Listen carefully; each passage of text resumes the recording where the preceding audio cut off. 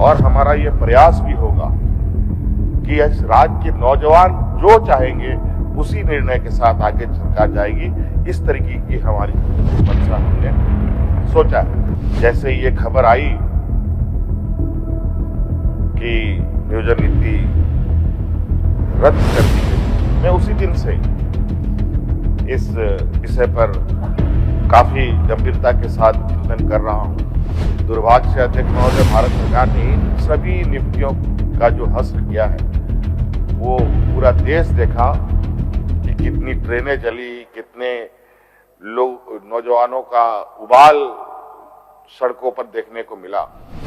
झारखंड के जड़ में दीमक भरने का काम किया। आपको याद होगा अध्यक्ष महोदय, पूर्व की सरकार में शिक्षकों की बहाली हुई थी। कितने बड़े पैमाने पर शिक्षक की बहाली, स्कूल के शिक्षक की बहाली में बड़े पैमाने पर बाहर से लोग आ गए। ना उनको यहाँ का भाषा का ज्ञान, ना यहाँ के संस्कृति का ज्ञान, ना यहाँ के रहन सहन का ज्ञान। वो लोग नौकरी लेकर क्या कर रहे होंगे राज्य के अंदर, आप अंदाजा लगा सकते हैं। हम कोई कलेक्टरेट, कोई आईएएस आईपीएस की नौकरी के लिए हमारी इतनी चिंताएं नहीं थी। हमारी चिंताएं थी जो ग्रामीण क्षेत्र में जो बेरोजगार नौजवान हैं, पढ़े लिखे नौजवान हैं, जो सरकारी स्कूल में पढ़े लिखे नौजवान हैं, उनको कैसे हम नियोजित कर पाए। और मौजूदा हालात अध्यक्ष महोदय, जो ग्रामीण क्षेत्र से जो बच्चे आते हैं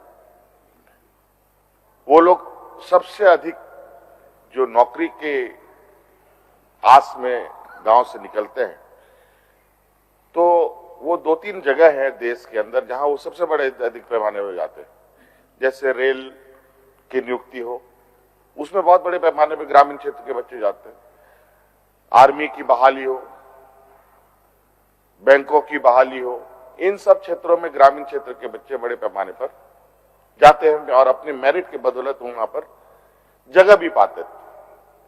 दुर्भाग्य से अध्यक्ष महोदय, भारत सरकार ने इन सभी नियुक्तियों का जो हस्र किया है वो पूरा देश देखा कि कितनी ट्रेनें चली, कितने लोग, नौजवानों का उबाल सड़कों पर देखने को मिला। और अंततः ये सारे जो बोझ है इन बेरोजगार नौजवानों का, वो राज्य सरकारों के कंधे पर आके खड़ा हो गया। तो सभी राज्य अपने अपने जिम्मेवारियों के साथ काम कर रहे हैं, सभी राज्य अपने अपने नियोजन नीति बना रहे हैं। वहां पर कोई ऐसी दिक्कतें आती हैं, दिक्कतें सिर्फ झारखंड प्रदेश में ही आपको अधिकतर देखने को मिलेगा। कई नियोजन नीति रद्द हो गए और नियोजन नीति रद्द होने के पीछे जो लोग एप्लीकेंट, जो कंप्लेनेंट जो है, उनके बारे में भी आपको पता चला कि किस तरीके से हमारे नियोजन नीति से दूसरे राज्य के लोगों को तकलीफ हो रही है। खैर कोई बात नहीं। अभी कई नौजवान अपने इस निर्णय को लेकर, अपनी चिंता को लेकर जगह जगह पर धरना प्रदर्शन कर रहे थे, जो आज दिन में खबर आई। और कल भी हम, जैसे ये खबर आई कि नियोजन नीति रद्द कर दी गई, मैं उसी दिन से इस विषय पर काफी गंभीरता के साथ चिंतन कर रहा हूं। पूरे मंत्रिमंडल, पूरे सरकार के अंदर माननीय सत्ता पक्ष के लोग आपस में विचार विमर्श कर रहे हैं कि क्या वैकल्पिक या स्थिति हो, क्या हो। बहुत सारी बातें आ रही हैं और आज भी जो बच्चे सड़कों पर थे उनसे मिलने के लिए सत्ता पक्ष के शिष्टमंडल जाकर वहां जाके मिले उन लोगों से।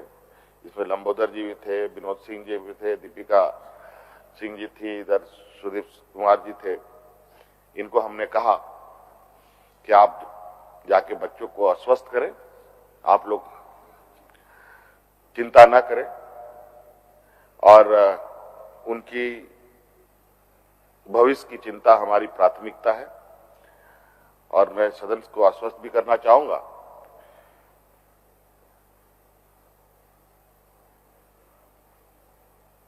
कि हर हाल में हमारा जो प्रयास होगा, ये प्रयास विधि सम्मत, संवैधानिक रूप से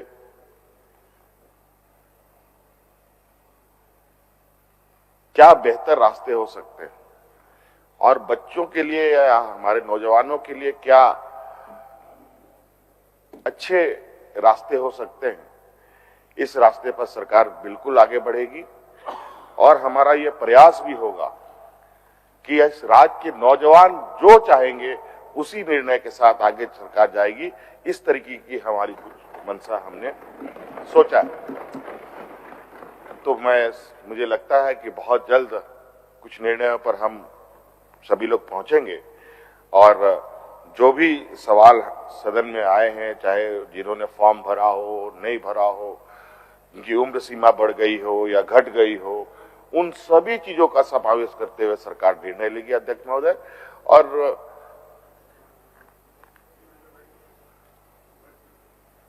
उन नौजवानों को बेहतर अवसर हम प्रदान करेंगे। आपने तो देखा अध्यक्ष महोदय, हम लोगों ने फॉर्म भरने की तो फीस 50 रुपए 100 रुपए कर दिया। पहले तो हजारों रुपये में होता था। जहां 2.5 लाख बच्चे फॉर्म भरते थे, 4-4 लाख बच्चे फॉर्म भरने लगे। हमारी ऐसी बात नहीं कि हमारी नजर इन पर नहीं है, लेकिन दुर्भाग्य है इस राज्य का कि कुछ ऐसे विषय यहां पर बड़े पैमाने पर एक जंग की तरह एकदम जकड़ा हुआ है, जिसे समय अवधि पर ही उन सब चीजों का समाप्ति होगा। लेकिन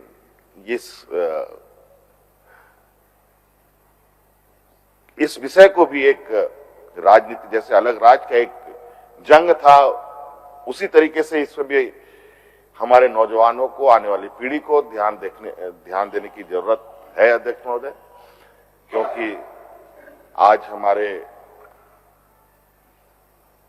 जहां बौद्धिक रूप से लोग कमजोर हैं, उन वर्गों के साथ जिस तरीके से घटनाएं घट रही है, हस्र हो रहे हैं, उनके ऊपर अत्याचार हो रहे हैं, मानसिक रूप से हो या अलग अलग तरीके से हो, इन सब से भी उभार हो।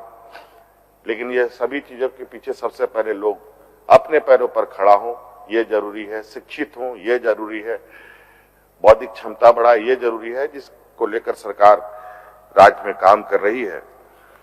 अध्यक्ष महोदय, मैं सदन को बिल्कुल आश्वस्त करूंगा कि आप चिंता न करें।